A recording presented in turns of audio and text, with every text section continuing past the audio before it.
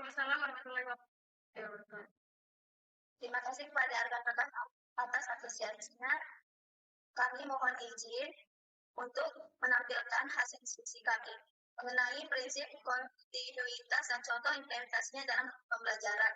Dan di mana kami 3 orang, saya sebagai moderator dan rekan saya 2 orang bernama Apriana dan Sonia. Untuk selanjutnya saya persilahkan Kak Sonia memaparkan materinya. Terima kasih kepada moderator yang telah memberikan saya kesempatan. Baiklah, di sini saya akan memaparkan penjelasan terkait prinsip kontinuitas. Di mana prinsip kontinuitas adalah kurikulum dikembangkan secara berkesinambungan. Artinya, kesinambungan ini meliputi sinambung antara kelas maupun sinambung antara jenjang pendidikan. Hal ini dimaksudkan agar proses pendidikan atau belajar siswa bisa maju secara sistematis. Pendidikan pada kelas jenjang yang lebih rendah harus menjadi dasar dan dilanjutkan pada kelas dan jenjang di atasnya. Selanjutnya, ada pun dibahas dalam prinsip kontinuitas ada 2. Pertama, syarat keterhubungan, artinya kesinambungan antara berbagai tingkat sekolah. Dalam hal ini, dalam menyusun kurikulum sekolah, hendaknya dipertimbangkan hal-hal sebagai berikut. Pertama, bahan-bahan pelajaran diperlukan untuk belajar lebih lanjut pada tingkat sekolah yang berikutnya hendaknya sudah diajarkan pada tingkat sekolah yang sebelumnya. Yang kedua, bahan pelajaran yang sudah diajarkan pada tingkat sekolah yang lebih rendah tidak perlu diajarkan lagi pada sekolah selanjutnya. Kemudian yang kedua, terhindar dari pengulangan, artinya kesinambungan antara berbagai bidang studi. Bahan yang diajarkan dalam berbagai bidang studi sering mempunyai hubungan satu sama lainnya. Sehubungan dengan hal itu, urutan dalam penyajian berbagai bidang studi hendaknya diusahakan sedemikian rupa agar hubungan tersebut dapat terjalin dengan baik. Baiklah, itu saja pemaparan dari saya. Selanjutnya saya kembalikan kepada moderator. Baik, terima kasih kepada Sonia. Selanjutnya saya serahkan kepada Kak Apriana untuk menerangkan. Terima kasih. Oke, terima kasih kepada moderator. Langsung saja saya akan menjelaskan bagaimana implementasi dari prinsip kontinuitas ini di dalam pembelajaran. Terlihat di PPT yang dilakukan bahwasannya kami mengambil dari setiap fase, dari fase A sampai fase B untuk elemen Pancasila. Jadi misalnya kelas 1 dan 2 itu dia dikenalkan mengenai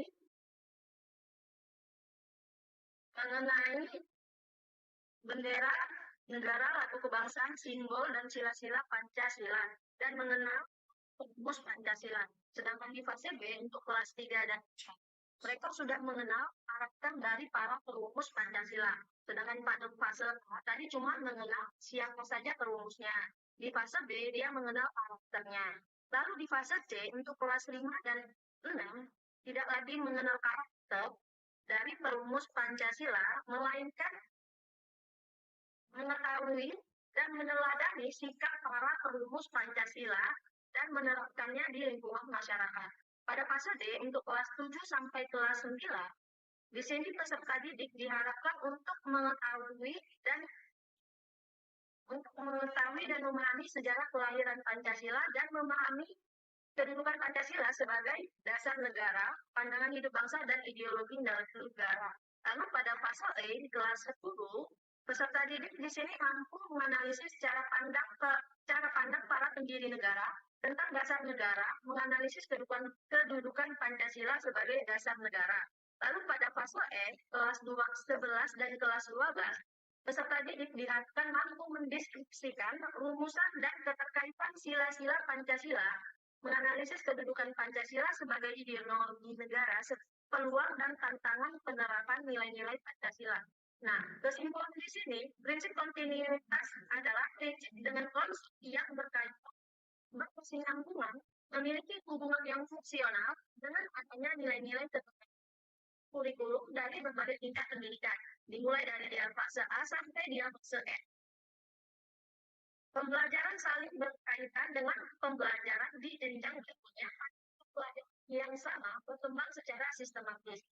Demikian presentasi dari saya kembalikan kepada moderator. Baik, terima kasih kepada Kak Apriana yang sudah bertanya. Selanjutnya di sini kami membuka sesi tanya jawab atau saran dan masukan dari rekan-rekan kelompok lainnya. Apakah ada? Kami persilakan. Izin moderator. Baik, saya perwakilan dari kelompok satu ingin bertanya mengenai bagaimana jika terjadi ketidakkontinuitasan di dalam kurikulum. Apa dampaknya terhadap pencapaian siswa dan konsistensi pembelajaran? Demikian saya bilang. Baik, terima kasih kepada saudari atas pertanyaannya. Selanjutnya, dari kelompok lain.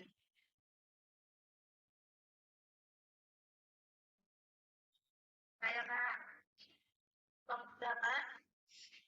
kelompok 5. Silakan. Baik, saya akan bertanya bagaimana cara mengetahui prinsip imunitas relevan digunakan dalam pembelajaran bertanya hayat. Ada indikator tertentu menambah dari pertemuan kurikulum tersebut harus dilakukan berdasarkan prinsip kontinuitas. Baik, terima kasih untuk pertanyaannya. Saudari Afrisa, selanjutnya apakah ada?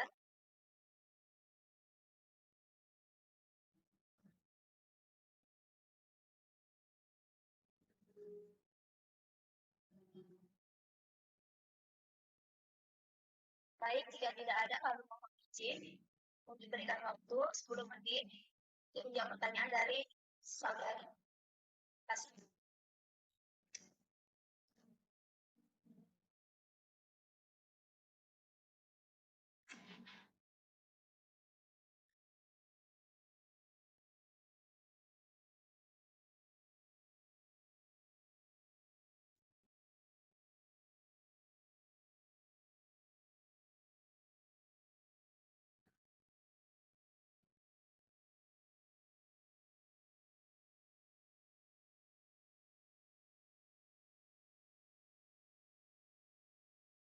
Baik, terima kasih untuk antusiasnya di sini.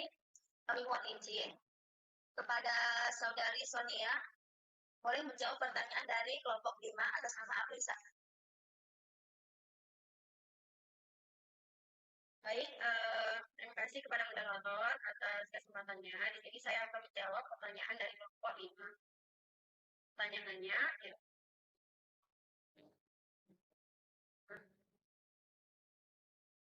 Bagaimana cara mengetahui prinsip kontinuitas relevan digunakan dalam pembelajaran sepanjang hayat? Ada indikator tersebut guna mengetahui perkembangan kurikulum tersebut berhasil dilaksanakan berdasarkan prinsip kontinuitas. Ini terdapat di slide PPT yang ketiga. Bagaimana cara kita mengetahui keberhasilan dari prinsip kontinuitas dalam kurikulum? Itu ada dua aspek tadi. Yang pertama, syaratnya harus berhubungan. Jadi ketika dua aspek ini terrealisasikan dalam prinsip kontinuitas, maka itu sudah dikatakan berhasil. Ketika bahan-bahan ajar yang diajarkan di tingkat yang rendah tidak lagi diajarkan di tingkat atas, ataupun bahan-bahan pelajaran yang tidak perlu lagi diajarkan di tingkat bawah, maka nanti akan dilanjutkan ke tingkat atas. Yang kedua, terhindar dari pengulangan. Tidak ada pengulangan baik materi ataupun mata pelajaran yang berikutnya. Jika ada relevanan, maka akan ada evaluasi sebelumnya. Sebelum adanya prinsip kontinuitas, maka dalam perancangan kurikulum itu sudah terlebih dahulu adanya evaluasi-evaluasi, sehingga nanti akan memudahkan para perancang kurikulum untuk menerapkan atau mengimplementasikan ataupun mensosialisasikan kepada sekolah. Jadi bagaimana caranya melihat relevan apa enggaknya itu terfokus pada dua syarat tadi. Pertama, harus keterhubungan atau kesinambungan. Yang kedua, tidak boleh terhindar dari pengulangan. Mungkin itu jawaban yang bisa saya sampaikan. Lebih dan kurangnya saya kembalikan kepada moderator. Baik, terima kasih kepada saudari Afrisa. Apakah menerima jawaban dari kelompok kami? Menerima jawabannya, terima kasih banyak. Baik, terima kasih. Untuk pertanyaan selanjutnya akan disampaikan oleh Priyana untuk menjawab pertanyaan dari kelompok 1. Saya persilahkan. Terima kasih kepada moderator. Selanjutnya saya akan menjawab pertanyaan dari Deopani, perwakilan dari kelompok 1. yang pertanyaannya adalah bagaimana jika terjadi ketidakkontinuitasan dalam kurikulum terhadap pencapaian siswa dan konsistensi pembelajaran. Jadi, untuk menjawab pertanyaan ini, kita harus lebih mengetahui apa yang dimaksud tidak kontinuitasan. Jadi, kontinu itu merupakan keberlanjutan. Apabila pembelajaran tidak berdasarkan prinsip ini, maka peserta didik atau siswa di sini menjadi bingung. Bingung kenapa? Karena yang awalnya harusnya dia berurutan secara sistematis. Jadi, dari yang mudah sampai ke fase yang paling sulit. Jangan kebalikan, dia udah di tingkat yang fase yang sulit, tapi dikasih soal mudah. Makanya itu merupakan harus ke konsistenan. Selain itu dampaknya adalah keterputusan dalam pembelajaran. Siswa di sini mungkin mengalami kesulitan dalam memahami materi baru jika terjadi perubahan yang tidak terkoordinasi dalam kurikulum. Lalu kemudian siswa juga mengalami yang namanya kebingungan. Dia misalnya pada saat di SD dia sudah mendalami materi tersebut, ternyata di SMP dia mempelajari materi yang sama, bukan mempelajari materi yang sama dengan konsep keberlanjutan. Jadi materinya sama tapi tingkat kesulitannya berbeda. Lalu yang ketiga, gangguan pencapaian tujuan pembelajaran. Sehingga tadi pada saat proses pembelajaran tidak tercapai, maka tidak tercapailah dengan tujuan pembelajaran yang dilakukan oleh guru. Lalu yang keempat, penurunan motivasi siswa. Yang kelima yaitu peningkatan kesenjangan pendidikan. Demikian jawaban dari saya kembalikan kepada moderator. Baik, terima kasih kepada Saudari Apriana. Apakah kelompok 1 menerima jawaban dari kelompok kami? Baik, terima kasih atas jawaban dari kelompok 1 yang sangat biasa dan memberikan penjelasan yang jelas. Kami dapat memahami dan mengerti jawaban. Terima kasih. Terima kasih. Baik, pertemuan kelompok 3 presentasi ini sudah selesai. Kami ucapkan terima kasih atas antusias dan rekan-rekan dari semuanya. Akhir kata, Assalamualaikum warahmatullahi wabarakatuh. Waalaikumsalam. Waalaikumsalam.